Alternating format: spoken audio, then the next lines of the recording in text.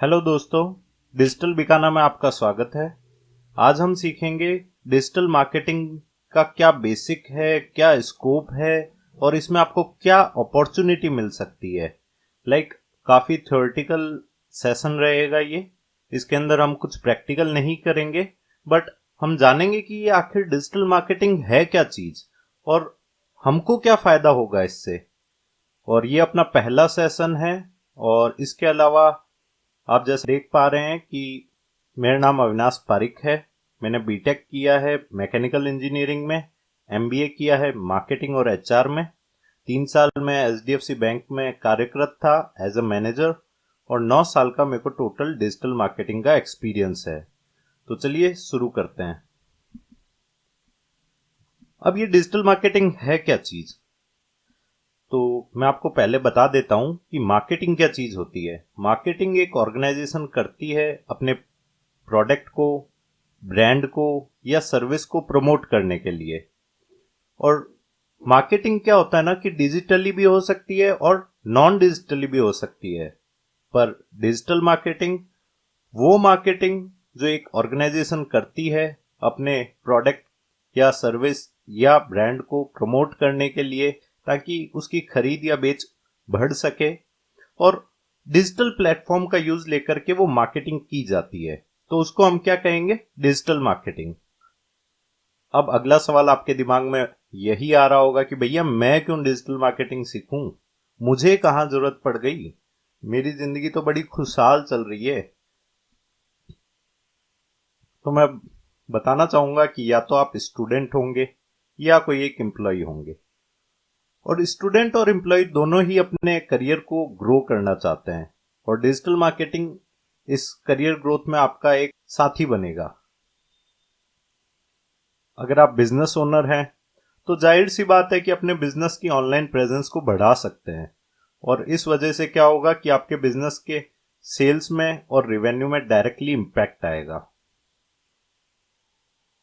अगर आप सोच रहे हैं कि मैं कोई स्टार्टअप करता हूं, तो आपको अपने टारगेट बायर से कनेक्ट होना बहुत ज़रूरी है, और वो भी कम पैसे में। क्योंकि स्टार्टअप के ड्यूरिंग क्या होता है कि मतलब इंसान के पास में ज़्यादा पैसा नहीं होता है, तो वो कम पैसे के अंदर और अपना काम बनाना जानता है। तो इसलिए वो डिजिटल मार्केटिंग का यूज़ लेगा ताकि वो ऑनलाइन एडवर्टाइजिंग करके और लोगों से जुड़ सके, क्योंकि ऑफलाइन एडवर्टाइजिंग काफ़ी महंगी पड़ती है। अब करियर ग्रोथ के लिए डिजिटल मार्केटिंग कैसे हेल्पफुल है। आप जानते होंगे कि अगर आप स्टूडेंट हो या फिर कोई एक वर्किंग प्रोफेशनल हो, तो सबसे ज्यादा जो वेटेज होता है एक इंटरव्यू में, वो रिज्यूमे या सीवी का रहता है। भले आपने कपड़े एक पल के लिए 1 साल पुराने भी पहन रखे होंगे चलेगा, बट आपका सीवी या आपका रिज्यूमे के अंदर वेटेज होना चाहिए। अब ये कैसे बनता है, जितनी ज्यादा टेक्निकल स्किल्स आपके रिज्यूमे में होगी वो उतना ही रिज्यूमे अच्छा होगा। और ज्यादा अच्छा रिज्यूमे होगा तो जाहिर सी बात है कि आप के चांसेस भी हायर होंगे इंटरव्यू के अंदर सिलेक्शन के। अब डिजिटल मार्केटिंग कौन कर सकता है, भले आपने बीए किया हो, बीकॉम किया हो, बीटेक किया हो या बीसीए, बीएससी, एलएलबी, एमबीबीएस या कोई सी भी मास्टर डिग्री। डिजिटल मार्केटिंग हर कोई कर सकता है। हर कोई कोर्स का स्टूडेंट डिजिटल मार्केटिंग सीख सकता है। इसके अंदर काफी कुछ टेक्निकल रहता है, तो अगर आपका ग्रेजुएशन रनिंग है या पोस्ट ग्रेजुएशन रनिंग है या कंप्लीट हो चुके हैं, तो आप इजीली सीख सकते हो। हालांकि 12th वाला भी सीख सकता है, 10th वाला भी सीख सकता है, बट आई एडवाइस कि आपकी स्टडी रेगुलर होनी चाहिए या फिर खत्म हो चुकी होनी चाहिए। रिज्यूमे अपन को पता है कि बहुत ज्यादा मैटर करता है। तो एक एग्जांपल लेते हैं अपन कि एक कंपनी है, उसके अंदर एक जॉब पोजीशन है जो कि वैकेंट है और उसके लिए इंटरव्यू चल रहा है। उस इंटरव्यू के अंदर 10 लोग आएंगे, 15 लोग आएंगे इंटरव्यू देने के लिए। और मान लेते हैं कि उस कंपनी को एक एक्सेल ऑपरेटर चाहिए। उन्होंने विज्ञापन दिया है तो उसके अंदर मेंशन किया है कि भैया उनको एक्सेल का नॉलेज जिस इंसान को वो चाहिए। तो जितने भी वहां 15 लोग आए हैं इंटरव्यू देने के लिए, उन सबको एक्सेल आता ही होगा। तो अब आपको ऐसा कुछ एक्स्ट्रा आना चाहिए कि मतलब आपको वो बाकी 14 लोगों से हट करके बनाए, है कि नहीं।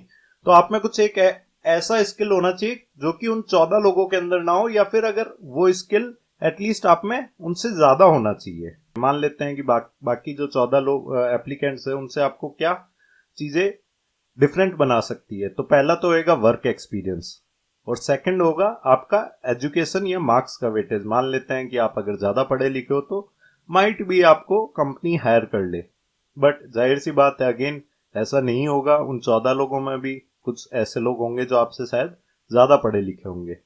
एक आता है इंटर्नशिप। अब मैं आपको बताता हूँ कि जैसा मैंने देखा है लाइक मेरे नेटिव प्लेस पे या बाहर भी मैंने ये देखा था कि एक जमाना था कि जब हम ग्रेजुएशन और पोस्ट ग्रेजुएशन में एक इंटर्नशिप किया करते थे, और वो भी मतलब मैंडेटरी थी कॉलेज की तरफ से, इस वजह से हमको धक्के से करनी पड़ती थी।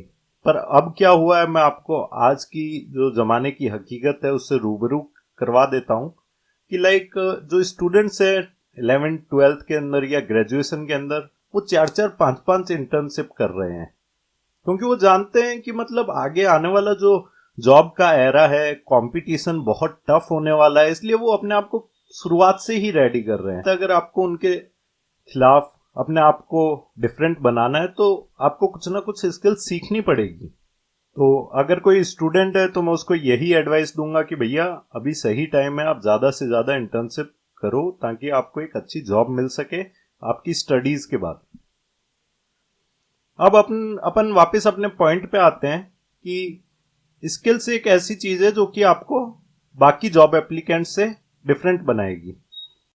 अब देखो स्किल्स क्या होता है ना कि दो टाइप की होती है, एक होती है नॉन टेक्निकल स्किल्स और एक होती है टेक्निकल स्किल्स।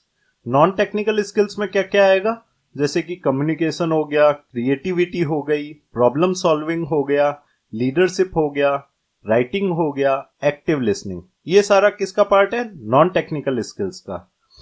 और टेक्निकल स्किल्स के अंदर आप क्या डाल सकते हो अपने रिज्यूमे में, जैसे कि कोडिंग का नॉलेज, डिजाइनिंग का knowledge, computer knowledge, data analytical skills, data mining, MS Excel, Word, PowerPoint, Tally, CRM. CRM एक सॉफ्टवेयर होता है जो बड़ी ऑर्गेनाइजेशंस यूज करती है। अगर आपको आइडिया है तो अच्छी बात है, और जिनको आइडिया नहीं है मैं आपको बता देता हूँ। सीआरएम में क्या होता है ना कि डेटा मैनेजमेंट का एक सॉफ्टवेयर होता है। इसके अलावा क्या होता है ना कि और भी बहुत सारे सॉफ्टवेयर्स का एक्सपीरियंस अगर आपको है तो आप अपने रिज्यूमे के अंदर मेंशन कर सकते हो। इसके अलावा एक डिजिटल मार्केटिंग का भी एक्सपीरियंस आप मेंशन कर सकते हो अगर आप ये डिजिटल मार्केटिंग कोर्स करते हो तो। अब मैं आपको बताता हूं कि लमसम जो लोग होते हैं वो अपने रिज्यूमे में क्या मिस्टेक करते हैं। होता क्या है ना कि 20% पीपल ही ऐसे होते हैं जो अपना रिज्यूमे खुद से बनाते हैं, बाकी 80% आप देखोगे, शायद आप भी जानते हो कि 80% लोग अपना रिज्यूमे अपने दोस्त के रिज्यूमे से कॉपी करके बनाते हैं। वो एचआर जो इंटरव्यू ले रहा है उसको ये आइडिया लग जाता है, क्योंकि वो आपका ऑब्जेक्टिव जैसे ही रीड करता है उसको आइडिया रहता है कि ये उसने ऑब्जेक्टिव पहले भी कभी पढ़ा था या नहीं। तो ऐसी गलती नहीं करनी है अपन को अपना रिज्यूमे हमेशा खुद से लिखना है। सेकंड जो आप लोग गलती करते हैं वो ये रहती है कि 70% जो फ्रेशर्स के रिज्यूमे रहते हैं ना वो सिंगल पेज के होते हैं, जो कि बहुत ही एक नेगेटिव इंप्रेशन बनाता है आपका एचआर के सामने। बिकॉज सिंगल पेज ये दर्शाता है कि भैया आपका जितना भी टोटल लाइफ का एक्सपोजर है ना वो एक पन्ने में ही सलट गया जिसको कह सकते हैं। तो ऐसा नहीं करना है। भले आपके पास में वर्क एक्सपीरियंस नहीं हो, आप इतनी स्किल्स एक्वायर करो कि एटलीस्ट आपका रिज्यूमे 2 पेज का रहे। अब हम वापस एक और चीज पे डिस्कशन करते हैं कि लाइक फ्रेशर क्या करते हैं कि अपनी हॉबीज के अंदर मेंशन करते हैं कि उनको सिंगिंग आता है, लिसनिंग म्यूजिक, और समटाइम्स स्लीपिंग। जो नटखट लोग होते हैं वो समटाइम्स स्लीपिंग भी लिख देते हैं। तो ये रिज्यूमे के अंदर क्या होता है ना कि लेंदियर बनाने का तरीका होता है, बट ये सही नहीं है, क्योंकि आपको उस हॉबीज वाले सेक्शन में वो चीजें लिखनी चाहिए जो कंपनी आपसे एक्सपेक्ट कर रही है उस जॉब के लिए। लाइक आप ये लिख सकते हैं कि आपको लोगों के साथ इंटरेक्ट करना अच्छा लगता है, interacting with new people, exploring new places. तो ये 2-4 जो हॉबीज है ना वो कंपनी के फेवर में है, ठीक है ना। अभी लिसनिंग म्यूजिक या सिंगिंग से कंपनी को कोई फायदा नहीं होने वाला है। तो वो आपकी इस हॉबीज का जान करके करेगी क्या?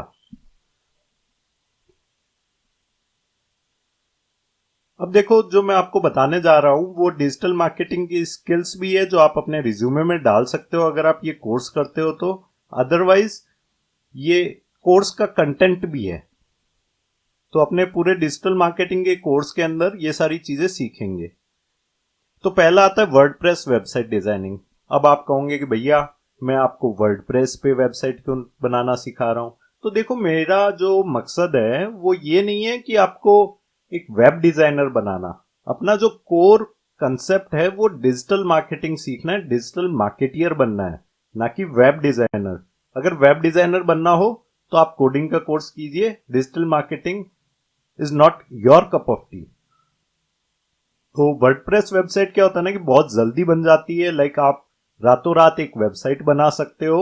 और कोडिंग के अंदर क्या होता है कि अगर एक तो फर्स्ट ऑफ ऑल आपको बीसीए या फिर बीटेक सीएस का स्टूडेंट होना जरूरी है, क्योंकि वो 4-4 5-5 साल देते हैं ये एक वेबसाइट डिजाइन करना सीखने के लिए। तो उसके अंदर कोडिंग यूज आती है। और वर्डप्रेस वेबसाइट डिजाइनिंग में कोई कोडिंग का रोल प्ले नहीं होता, बिकॉज मैंने आपको शुरुआत में भी बताया कि ये कोर्स कोई भी कर सकता है। तो इस वजह से हमको वर्डप्रेस वेबसाइट डिजाइनिंग सिखानी पड़ती है। सेकंड, सर्च इंजन ऑप्टिमाइजेशन क्या होता है? मान लेते हैं कि आपने एक वेबसाइट बनाई और उस पर कोई नहीं आ रहा है, तो आप अर्न कैसे करोगे? तो आपको क्या है ना कि गूगल के अंदर उस वेबसाइट को रैंक करवाना पड़ेगा, ताकि ज्यादा से ज्यादा लोग आपकी वेबसाइट पे विजिट करें और फिर आप उसको मोनेटाइज करो ट्रैफिक को। तो सर्च इंजन ऑप्टिमाइजेशन उस चीज का प्रोसेस है जो कि अपन सीखेंगे, ऑन पेज एसईओ भी और ऑफ पेज एसईओ भी। थर्ड चीज है सर्च इंजन मार्केटिंग। ये क्या होता है ना कि सर्च इंजन पे आपको अपना कंटेंट छोड़ना पड़ता है ताकि लोग उस कंटेंट के थ्रू भी आपकी वेबसाइट पे आए। फोर्थ चीज है कीवर्ड रिसर्च। ऑब्वियसली इस पे सबसे ज्यादा अपन को टाइम देना है, ठीक है, क्योंकि कीवर्ड रिसर्च बहुत ज्यादा जरूरी है। अपने मतलब कौन से कीवर्ड पे अपन को अपनी वेबसाइट को रैंक करने से ज्यादा ट्रैफिक मिलने वाला है, या कौन से कीवर्ड पे ट्रैफिक कम मिलने वाला है, कौन से कीवर्ड पे कंपटीशन कैसा है, वेबसाइट इजीली रैंक करेगी या नहीं करेगी, वो सारा अपन कीवर्ड रिसर्च में पढ़ते हैं। नेक्स्ट आता है गूगल एड्स। अब गूगल एड्स किस काम आता है? आपने देखा होगा कि यूट्यूब के अंदर वीडियोस के बीच के अंदर एक एड आता है, स्किपेबल और नॉन स्किपेबल। तो वो गूगल एड्स की वजह से आता है। या फिर आपने कुछ गूगल पे सर्च किया तो फर्स्ट सर्च रिजल्ट में ऑलमोस्ट क्या होता है ना कि ऐड आता है, तो वो भी गूगल एड से रन होता है। या फिर आप कोई ऐप वगैरह चला रहे हो तो अचानक से एक बैनर ऐड बना हुआ आ जाता है जो कि पूरी स्क्रीन घेर लेता है, वो भी गूगल एड्स की वजह से आता है। तो अपन ये भी सीखेंगे कि गूगल एड्स कैसे इस्तेमाल करते हैं। नेक्स्ट होता है गूगल एनालिटिक्स। मान लो कि आपने एक दुकान खोली, सुबह आपने शटर ऊपर किया, रात को शटर नीचे किया, तो आपको एक एनालिसिस करते हो ना कि भैया आज मेरी दुकान में कितने लोग आए, कितने की सेल्स हुई। सेम वही काम करता है गूगल एनालिटिक्स। वो ये बताएगा कि आपकी वेबसाइट पे कितने लोग आए, कितने टाइम रुके, कौन से शहर से आए, कौन सी टेक्नोलॉजी यूज करके आए। तो आपको एक आइडिया लग जाएगा कि आपको वेबसाइट के कौन से वेब पेजेस पे और ज्यादा मेहनत करने की जरूरत है ताकि वो एक फ्रूटफुल रिजल्ट्स में कन्वर्ट हो सके। नेक्स्ट होता है कंटेंट राइटिंग और एसईओ राइटिंग। ठीक है, अभी क्या होता है ना कि आपको वेबसाइट पे सिर्फ डोमेन नेम लेने से कुछ नहीं होगा, आपको वेबसाइट पे काफी कुछ लिखना भी पड़ेगा। तो अब वो जो अपन लिखते हैं वो कंटेंट राइटिंग का पार्ट है। और एसईओ राइटिंग का मतलब होता है कि उसको सर्च इंजन ऑप्टिमाइज तरीके से लिखना ताकि आपकी वेबसाइट गूगल में अच्छी रैंक कर सके। Content marketing, guest blogging, link building, ये आपस में एक दूसरे से मिलते जुलते टॉपिक्स हैं। ठीक है, इसमें क्या होता है ना कि अपन दूसरी वेबसाइट पे जाकर के आर्टिकल लिखते हैं और वहां पर अपना एक लिंक छोड़ देते हैं अपनी वेबसाइट का कि भैया जैसे ही कोई यूजर उस सामने वाली वेबसाइट का आर्टिकल पढ़े तो लिंक पे क्लिक करते ही कहाँ आ जाएगा, आपकी वेबसाइट पे ट्रांसफर हो जाएगा वो इंसान। वेबसाइट एनालिसिस ये बहुत ही जरूरी है, क्योंकि अपन जानते हैं कि कॉम्पिटिटर एनालिसिस बहुत ज्यादा जरूरी होता है। मान लेते हैं आपने एक दुकान खोली, उसके जस्ट सामने एक और नई दुकान खुली, तो वो दुकानदार क्या करेगा, वो आपका एनालिसिस करेगा आपको पछाड़ने के लिए और इसी तरीके से अपन भी अपनी वेबसाइट को ऊपर लेके जाएंगे। आपके नीश के अंदर जो अदर वेबसाइट है जो कि अच्छा परफॉर्म कर रही है, तो अपन क्या करेंगे, उसकी कमियां ढूंढने की कोशिश करेंगे और उसको पछाड़ने की कोशिश करेंगे। तो इसलिए वेबसाइट एनालिसिस करना जरूरी होता है। नेक्स्ट होता है ईमेल मार्केटिंग। अब ईमेल मार्केटिंग में अपन क्या पढ़ेंगे कि भैया जो अपने पास में रेगुलर कंपनीज के मेल्स आते हैं वो कैसे मतलब भेजते हैं। अभी देखो, वो एक एक इंसान को तो मेल करने के लिए बैठेंगे नहीं, जीमेल से वो मेल कर रहे हैं ऐसा नहीं होता है। वो लाखों करोड़ों लोगों को एक साथ मेल करते हैं। और कैसे ईमेल ऑटोमेशन मतलब रन होता है कि एक मेल आया, आपने पढ़ा, तो दूसरा मेल आता है, अदरवाइज नहीं आता है। तो वो सारी चीजें अपन ईमेल मार्केटिंग में सीखेंगे। अभी गूगल ट्रेंड्स। अभी जैसे आपको पता है कि काफी टॉपिक्स ऐसे होते हैं कि जो ट्रेंडिंग रहते हैं, तो उसका कैसे आइडिया लगाया जाए, तो वो गूगल ट्रेंड से लगाया जाता है। तो वो भी अपन इस पूरे कोर्स के अंदर सीखेंगे। नेक्स्ट होता है landing page creation, data collection. Data collection बहुत ज्यादा जरूरी है। अगर जैसे मान लेते हैं कि आपकी दुकान पे आज 100 लोग आए, है कि नहीं, और 100 में से 50 लोगों ने अपना डेटा दे दिया, तो क्या होगा, नेक्स्ट टाइम जब भी आपकी दुकान पे कोई ऑफर चल रहा होगा तो आप उन 50 लोगों को मैसेजेस करेंगे ना। सेम उसी तरीके से आप अपने वेबसाइट से भी डेटा कलेक्ट कर सकते हैं और उन लोगों से जुड़ सकते हैं। तो वो भी अपन सीखेंगे। नेक्स्ट होता है बिजनेस लिस्टिंग। आपने नाम सुना होगा जस्ट डायल का, गूगल माय बिजनेस का, और बहुत सारी अदर बिजनेस लिस्टिंग वेबसाइट है। तो वहां पे अपना बिजनेस कैसे लिस्ट करना है। अगर मान लेते हैं आपका मिठाई का दुकान है, तो अभी आप गूगल पे सर्च करोगे कि स्वीट शॉप नियर मी, तो 50 दुकानें आ जाएगी। अब उन 50 दुकानों में सबसे ऊपर जो है ना, सारी मलाई वही लेके जा रहा है, मतलब टोटल ट्रैफिक उसके पास जा रहा है। तो अपने को, अगर अपन ने अभी नई मिठाई की दुकान खोली है और अपन 50th रैंक पे, तो अपन को किस चीज पे मतलब ऑब्जेक्टिव पे टारगेट करना है कि अपने को उस पर्टिकुलर रैंकिंग के अंदर फर्स्ट टॉप 3 के अंदर अपन को जाकर के अपनी बिजनेस को लिस्ट करना है कि नहीं। तो उसके लिए अपन को ऑप्टिमाइजेशन रन करना पड़ेगा। ऐसे नहीं होगा हवा में कि आपने कमेंट करवाए, रिव्यू हुए, ठीक है ना, तो उससे हो गया। नहीं नहीं नहीं नहीं नहीं, आप गलत समझ रहे हो, आपको ऑप्टिमाइजेशन करना पड़ेगा। नेक्स्ट होता है इन्फ्लुएंसर मार्केटिंग। अब देखो, आप मतलब फेसबुक चलाते हो, इंस्टाग्राम चलाते हो, तो काफी सारे इन्फ्लुएंसर्स रहते हैं। अभी टेक्निकल गुरुजी क्या है, टेक्निकल गुरुजी एक टेक इन्फ्लुएंसर है, ठीक है। वैसे ही काफी सारे इन्फ्लुएंसर्स रहते हैं जिनके पास में एक मतलब अच्छी खासी ऑडियंस होती है जो कि पर्टिकुलर नीश से रिलेटेड इंटरेस्ट रखती है कि नहीं। तो आप इन्फ्लुएंसर्स का यूज लेकर के भी अपने बिजनेस की मार्केटिंग कर सकते हो। तो उसको कहते हैं इन्फ्लुएंसर मार्केटिंग। अब ये कैसे काम करती है वो अपने कोर्स के अंदर डिस्कस करेंगे। अभी ऊपर से छोटे छोटे टॉपिक्स अपन डिस्कस कर लेते हैं कि इस कोर्स में आखिर है क्या। नेक्स्ट होता है एफिलिएट मार्केटिंग। इसका एक एग्जांपल देता हूं कि लाइक मान लेते हैं एक यूट्यूबर है, ठीक है, टेक यूट्यूबर है, लाखों करोड़ों उसके सब्सक्राइबर्स है, और आईफोन एक नया मॉडल लेके आया है, आईफोन 14 या 15 कुछ भी। तो वो क्या करते हैं, उन टेक यूट्यूबर से कनेक्ट होते हैं, उनको कहते हैं कि भैया हम आपको 5% कमीशन देंगे पर मोबाइल का। आप अपने वीडियो के अंदर क्या कीजिए, एक अच्छा सा मतलब हमारा अनबॉक्सिंग कीजिए या फिर प्रमोट कीजिए हमारे प्रोडक्ट को। तो वो यूट्यूबर वही करता है कि आईफोन 14 को मान लेते हैं कि उसने प्रमोट किया। अब जैसे ही प्रमोट किया, लाखों लोगों ने वीडियो देखा और कुछ हजारों ने वीडियो के डिस्क्रिप्शन में जो लिंक दिया हुआ था उस पर क्लिक करके और मोबाइल खरीद डाला। तो जितने मोबाइल बिके उस हिसाब से उसको 5% आ जाता है। ये बड़ी कंपनीज करती है बिकॉज इसमें एफिलिएट लिंक्स वगैरह जनरेट करने पड़ते हैं। तो अपन इसी के सारे कैसे अर्न किया जाए वो भी सीखेंगे। नेक्स्ट होता है social media marketing and advertising.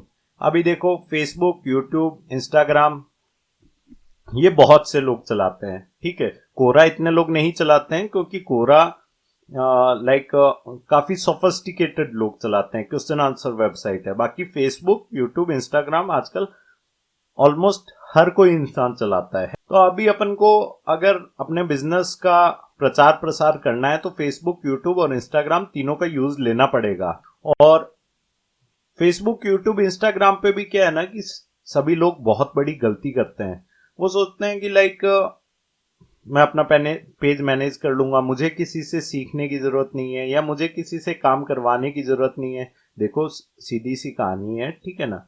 Cycle puncture हो जाती है तो पंचर हर कोई निकाल सकता है अगर उसे निकालना आता होगा तो। बट एक जो पंचर वाला है ना, वो उस साइकिल का ढंग से पंचर निकाल के देता है। तो सेम वही चीज है, फेसबुक इंस्टाग्राम पे लोग एड रन करते हैं, ठीक है, और सोचते हैं कि यार रिस्पॉन्स आ रहा है आ रहा है, तो मैं बाकी किसी और से क्यों करवाऊं। बट देखो इसमें भी क्या होता है ना कि काफी सारी चीजें होती है, माइट भी आपको जो रिस्पॉन्स आ रहा है वो बहुत महंगा आ रहा है, बट आप अगर कोई सोशल मीडिया मार्केटियर से करवाएंगे तो वो सस्ते में आपको रिस्पॉन्स ला के देगा। नेक्स्ट क्या होता है कि आज क्या है ना कि हर कोई एक यूट्यूबर बनने का सोच रहा है, ठीक है, तो वो सोचता है कि यार मेरे तो 1000 सब्सक्राइबर ऑलरेडी है, मैं किसी से क्यों एडवाइस लूं, है कि नहीं। बट मैं आपको फिर अगेन बताता हूं कि जैसे क्या होता है कि यूट्यूब पे अगर आप ढंग से काम करोगे ना, तो 1000 से जो 1 लाख सब्सक्राइबर का मतलब रास्ता है वो जल्दी ट्रेवल कर लोगे। बस शर्त यह है कि आपको टेक्निकली काम करना पड़ेगा। काफी सारी चीजें होती है, कैसे एक वीडियो के फीचर में लगना है, या कैसे आपको अपनी वीडियो रैंक करवानी है, क्या कीवर्ड्स यूज करने हैं, क्या ट्रांसक्रिप्ट होना चाहिए, क्या डिस्क्रिप्शन होना चाहिए। तो बहुत सारी चीजें हैं, ऐसा नहीं है कि मतलब ऊपर ऊपर से आपने कुछ भी सीख लिया और फिर आप सोच रहे हो कि मैं एक यूट्यूबर बन जाऊंगा। नहीं नहीं नहीं, आपको मतलब गहरे तल में जाना पड़ेगा। नेक्स्ट एक चीज मैंने और देखी है कि लाइक काफी सारे मेरे पास में स्टूडेंट्स आते हैं, वो कहते हैं कि सर मैं तो यूट्यूब से ही डिजिटल मार्केटिंग सीख लूंगा। तो एक चीज मैं उनको कहना चाहूंगा कि होता क्या है ना कि अगर आप यूट्यूब से डिजिटल मार्केटिंग सीखोगे, मान लेता हूं कि आप फेसबुक मार्केटिंग सीख रहे हो यूट्यूब वीडियो से, अब आप देखोगे कि भैया 2-2 साल पुराने वीडियोस डले हुए हैं उस पर्टिकुलर यूट्यूब पे, ठीक है।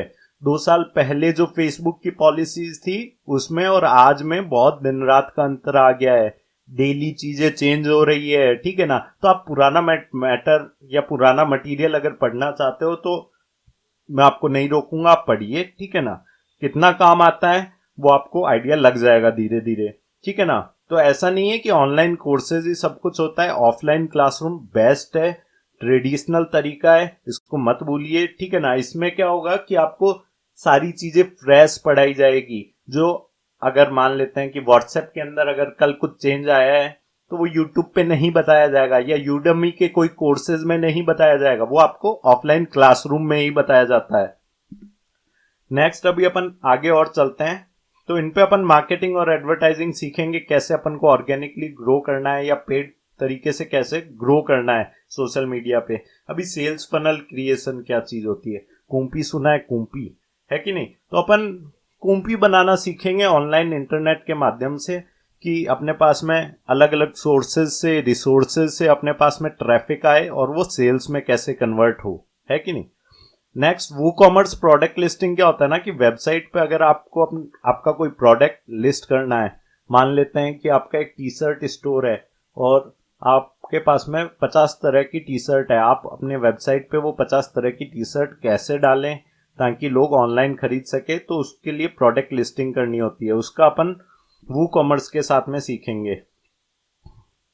अब ये कुछ और कोर्स कंटेंट है जो कि आप अपने रिज्यूमे में नहीं डाल सकते हो, बट ठीक है वो अपन कवर कर रहे हैं कि एक तो व्हाट्सएप मार्केटिंग कैसे की जाती है। नेक्स्ट जो स्टूडेंट्स है या जो वर्किंग प्रोफेशनल है उनके लिए ये एक नई चीज हमने डाली है कि लिंक्डइन और नौकरी की प्रोफाइल को ऑप्टिमाइज कैसे करें। अभी देखो Naukri.com पे क्या है ना, करोड़ों लोग नौकरियां ढूंढ रहे हैं। तो इससे क्या होता है ना कि मान लेते हैं कि फ्लिपकार्ट के अंदर एक हायरिंग चल रही है दिल्ली लोकेशन के लिए, तो फ्लिपकार्ट की एचआर क्या करेगी, क्या उन करोड़ों लोगों को मेल सेंड करेगी? नहीं, वो फिल्टर लगाएगी कि भैया कौन कौन सी स्किल्स है जो कि लोगों को आती है और उस जॉब पोजीशन से मिलती है। तो मान लेते हैं कि उसने सोशल मीडिया मार्केटिंग डाला, 1 करोड़ में से 20 लाख लोगों को आती थी, तो वो 20 लाख लोग फिल्टर हो गए। नेक्स्ट उसके बाद में एक्सेल डाला, फिर 5 लाख लोग बच गए उन 20 लाख लोगों में से। यूं करते करते क्या है ना कि वो ऐसा नहीं है कि सिर्फ 5 ही लोगों पे एंड करेगी, 1000-2000 एप्लीकेशन उसके पास में लास्ट में रह जाएंगे। तो अभी वो जो 1000-2000 एप्लीकेशन रहे ना, मैं चाहता हूं कि आपकी जो प्रोफाइल है उन 1000-2000 के अंदर भी टॉप में आए, ताकि सबसे पहला कॉल आपको आए। तो उसके लिए आपको आपकी जो प्रोफाइल है ना वो ऑप्टिमाइज करनी पड़ेगी। जो नौकरी लगना चाहते हैं उनके लिए बेस्ट चीज है ये सीखना। Next, e commerce website building. अगर आप बोलते हो कि भैया आपको ऑनलाइन सामान बेचना है तो ई कॉमर्स वेबसाइट कैसे बनाते हैं वो भी अपन सीखेंगे।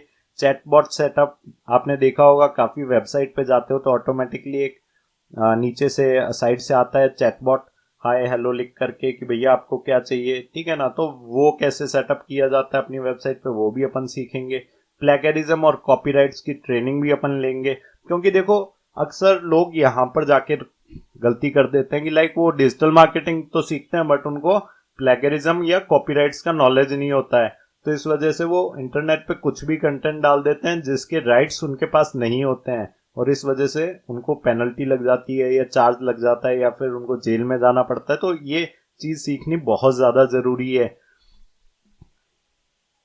नेक्स्ट होता है बैनर डिजाइनिंग। बैनर डिजाइनिंग अपन अभी देखो फोटोशॉप वगैरह मैं नहीं करवाने वाला हूँ क्योंकि वो 6-6 महीने के अलग से कोर्सेज होते हैं। अपना मेन पर्पस फिर से अगेन डिजिटल मार्केटिंग है, तो अपन कैनवा से बैनर कैसे डिजाइन किए जाते हैं ताकि अपन फेसबुक या इंस्टाग्राम पे पोस्ट कर सकें, या कैसे अपन को यूट्यूब की वीडियो का थंबनेल डिजाइन करना है तो वो अपन कैनवा से सीखेंगे। लोगो डिजाइनिंग भी सीखेंगे इसके अलावा। और लास्ट में अपन सीखेंगे कि भैया ये सारा कुछ जानने के बाद में फ्रीलांसर कैसे बने ताकि आप घर बैठे कमा सकेंगे। अब देखो डिजिटल मार्केटिंग फील्ड के अंदर अगर आप जॉब करते हो ना तो ये बेस्ट चीज क्यों है पता है आपको? क्योंकि इसमें लमसम जो जॉब्स होती है वो वर्क फ्रॉम होम जॉब्स रहती है, या फिर जिसको अपन रिमोट जॉब्स भी कहते हैं, ठीक है। तो इस वजह से ये है कि आप डिजिटल मार्केटिंग फील्ड के अंदर जॉब कर सकते हो या फिर आप एक फ्रीलांसर बन सकते हो और घर बैठे मतलब कंपनीज के आपने ऑर्डर्स लिए और कंप्लीट करके दे दिए, तो वो फ्रीलांसर का काम होता है।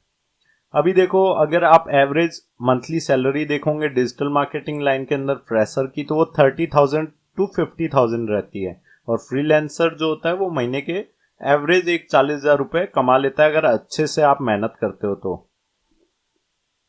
अभी काफी बार मेरे पास में लोग ये भी पूछते हैं कि भैया जॉब का क्या सीन है, प्लेसमेंट करवाते हो क्या? लाइक देखो छोटा सा कोर्स है, छोटी सी फीस है, इसके अंदर मैं ये नहीं कह सकता आपको कि मैं आपको नौकरी सर्टी लगवाऊंगा या ऐसा कुछ या कोई असिस्टेंस दूंगा। इसमें भी देखो कंपनीज काफी अच्छा प्ले करती है, वो प्लेसमेंट असिस्टेंस बोलती है कि नहीं, प्लेसमेंट श्योरिटी नहीं देती है। तो उन सब चक्रों में आपको फंसना नहीं है और इसको मेहनत से सीखना है। अगर आप मेहनत से सीखोगे ना तो श्योरली मैं आपको कह रहा हूँ आपको मेरी रिक्वायरमेंट नहीं पड़ेगी कोई जॉब के लिए, आप इजीली जॉब लग जाओगे। अदरवाइज क्या होता है ना कि देखो मैं कोई सर्टी नहीं ले सकता बिकॉज मुझे नहीं पता है कि आपकी क्या कम्युनिकेशन स्किल्स है, क्या इंटरव्यू स्किल्स है। सिर्फ डिजिटल मार्केटिंग स्किल्स के बिहाफ पे आप नौकरी नहीं लग सकते हो। तो ये चीज पहले से क्लियर रखना, ठीक है ना। आपको हर तरीके से ग्रो करना है, फुल मेहनत करनी है इस कोर्स के अंदर। अब देखो डिजिटल मार्केटिंग में क्या है ना, जॉब अपॉर्चुनिटीज क्या रहती है मैं आपको बताता हूँ कि हर मीडियम या बड़ी जो एंटरप्राइज रहती है या ऑर्गेनाइजेशन रहती है, कोई दुकान ले लो, कंपनी ले लो, ठीक है ना, इन सबको खुद की वेबसाइट हैंडल करने वाला एक इंसान चाहिए, प्लस इनके सोशल मीडिया अकाउंट्स हैंडल करने वाला इंसान चाहिए, ठीक है। तो डिजिटल प्रेजेंस बनाने के लिए कंपनीज क्या करती है, या तो एक डिजिटल मार्केटियर को हायर कर लेती है, ठीक है, या फिर अपना काम सारा डिजिटल मार्केटिंग एजेंसीज को आउटसोर्स कर देती है। तो अभी डिजिटल एरा बिगनिंग स्टेज पे है। मैं यही कहूंगा कि मार्केट में बहुत सारी डिजिटल मार्केटिंग की जॉब अपॉर्चुनिटीज है, आप जल्दी से ग्रैब कर लो, ठीक है। और ग्रैब करने के लिए आपको डिजिटल मार्केटिंग की स्किल्स आना जरूरी है।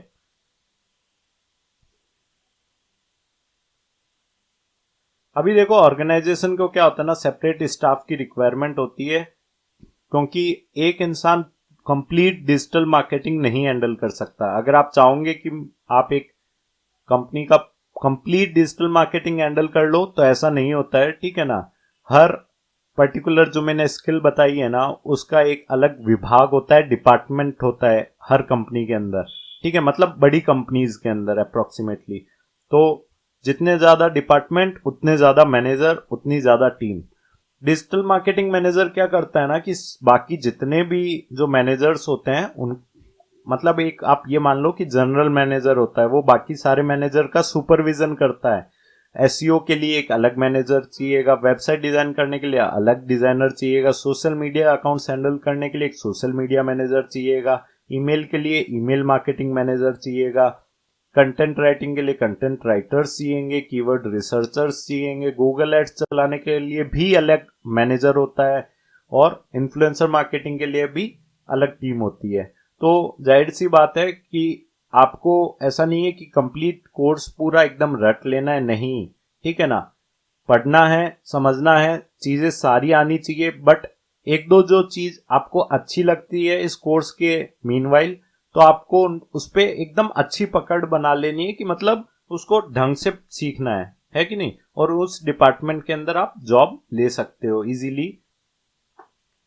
अब देखो, आप डिजिटल मार्केटिंग की जब अपन बात करते हैं बिजनेस ग्रोथ के लिए, तो आप देख पा रहे होंगे कि लाइक अपन आज घर बैठे गोलगप्पा मंगा सकते हैं, जोमेटो है, स्विगी है, ठीक है, और घर बैठे हम एक एरोप्लेन की टिकट भी करवा सकते हैं। तो आप देख रहे हो ना कि मतलब कंपनीज क्या कर रही है कि अपने कस्टमर को एकदम बेस्ट एक्सपीरियंस प्रोवाइड करवाने की कोशिश कर रही है उनके कंफर्ट जोन में से, है कि नहीं।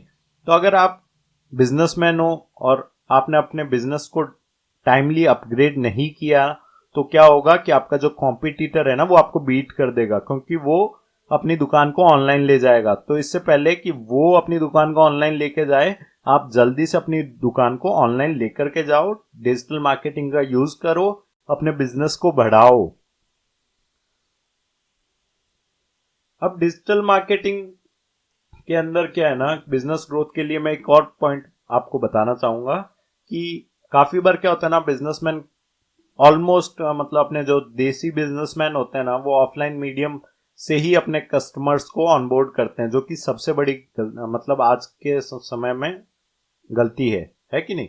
कैसे? क्योंकि लमसम अपन जो युवा वर्ग है वो क्या कर रहे हैं, इंटरनेट का यूज कर रहे हैं, ठीक है ना, और जो भी अपन को प्रोडक्ट या सर्विस की रिक्वायरमेंट होती है वो फुलफिल हो जाती है। तो ऐसे में क्या, वो देसी बिजनेसमैन है ना, वो काफी सारा कस्टमर बेस को तो यूं ही छोड़ रहा है, ठीक है।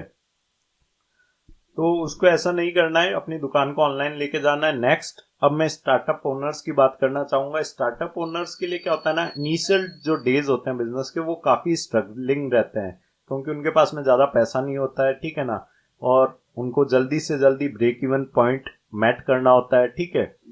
तो आप जब भी कभी स्टार्टअप करो, तो पहले तो अपने ऑडियंस का जो साइज है उसके ऊपर रिसर्च करो, अपने ऑडियंस का इंटरेस्ट समझने की कोशिश करो, और ये आप डिजिटल मार्केटिंग से इजीली कर सकते हो, ठीक है। अभी जरूरी नहीं है कि आपको एक बड़ा शोरूम लेना चलते रोड पे और उसमें अपनी इन्वेंट्री डालना और लोगों को बेचना। आप स्टार्टिंग फेज के अंदर अपने घर से भी सामान डिलीवर कर सकते हो, और आप देखोगे सारे बड़े बिजनेसेस की शुरुआत एक छोटी ही रही है हमेशा, ठीक है। तो आपको एज ए स्टार्टअप ओनर ज्यादा पैसा एक बार ही नहीं लगाना है। डिजिटल मार्केटिंग से आप थोड़ा बहुत टेस्टिंग करके देखो, आपको आइडिया लग जाएगा, उस हिसाब से फिर आप अपना जो भी शॉप वगैरह लेना है वो लेना। अदरवाइज क्या होगा कि आप शॉप का किराया भी भरोगे, वहां पे जो आप स्टाफ रखोगे उसका भी पैसा लगेगा, फर्नीचर और फिक्सर का भी पैसा लगेगा, तो ऐसा इतना पैसा खर्चना नहीं है शुरुआत में। Hey you, yes you, I am speaking to you. आपने मेरा जो एड है वो 110% फेसबुक या इंस्टाग्राम पे देखा होगा, या फिर अपने कोई दोस्त से सुना होगा, क्योंकि डिजिटल बिकाना एडवर्टीजमेंट, होर्डिंग के थ्रू, पैम्पलेट के थ्रू, फ्लायर के थ्रू या न्यूज़पेपर के थ्रू नहीं करता है। अब ऐसा क्यों है? डिजिटल बिकाना में हम हर एक मतलब पैनी का जो भी हमारा एक्सपेंस होता है ना, उसको लेकर के बहुत कॉन्शियस हैं, ठीक है। तो हम ऑफलाइन एडवर्टाइजिंग प्रेफर नहीं करते हैं, क्योंकि काफी महंगी पड़ती है हमको या कोई भी बिजनेस को। अभी मैं बताता हूँ कि डिजिटल एडवर्टाइजिंग जो होती है वो प्रिंट मीडिया एडवर्टाइजिंग से कैसे सस्ती पड़ती है। देखो, डिजिटल एडवर्टाइजिंग ऑफलाइन एडवर्टाइजिंग से 100 टाइम्स सस्ती पड़ती है। कैसे? क्योंकि डिजिटल एडवर्टाइजिंग के जरिए आप टारगेट कस्टमर्स तक पहुंच सकते हो, पर जब बात होगी ऑफलाइन एडवर्टाइजिंग की, तो आप जनरल कस्टमर्स तक पहुंचते हो, ना कि अपने टारगेट कस्टमर्स तक। मान लेते हैं आपने एक होर्डिंग लगाया, ठीक है, तो वो होर्डिंग आपके टारगेट कस्टमर भी देखेंगे प्लस जनरल कस्टमर भी देखेंगे। जनरल कस्टमर में 10 साल का बच्चा भी हो सकता है और 65 साल का वृद्ध भी हो सकता है जिसको आपके बिजनेस से कोई लेना देना नहीं है।